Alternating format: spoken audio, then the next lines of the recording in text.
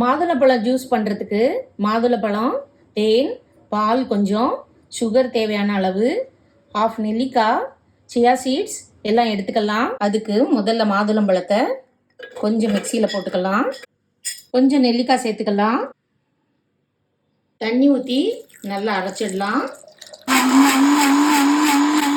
Filter பண்ணிக்கலாம்.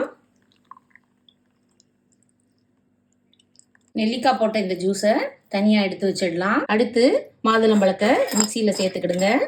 இதோட கொஞ்சம் வாட்டர் ஆட் பண்ணி மிக்சியில் அடிச்சிடலாம். இப்போ இதையும் ஃபில்ட்ரு பண்ணிக்கலாம். பொமக்ரேனட் ஜூஸ் சர்வ் பண்ணுறதுக்கு ரெடி ஆயிடுச்சு. இப்போ இதில் பியூர் பொமக்ரேனட் ஜூஸ் ஊற்றிக்கலாம்.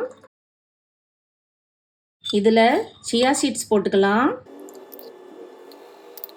கலந்து விட்டுக்கலாம். கொஞ்சம் பால் விட்டுக்கலாம்.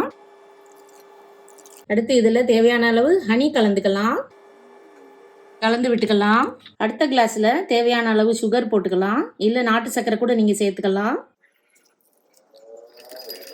அடுத்து இதை இன்னொரு விதமாக குடிக்கலாம். நெல்லிக்காய் கலந்த மாதுளை ஜூஸை எடுத்துக்கலாம். இதில் சியா சீட்ஸ் போட்டுக்கலாம். தேவையான அளவு சுவைக்கேற்ப ஹனி போட்டுக்கலாம். இதையும் நல்லா மிக்ஸ் பண்ணிக்கலாம். ஐஸ் கியூப்ஸ் போட்டுக்கலாம். இப்போ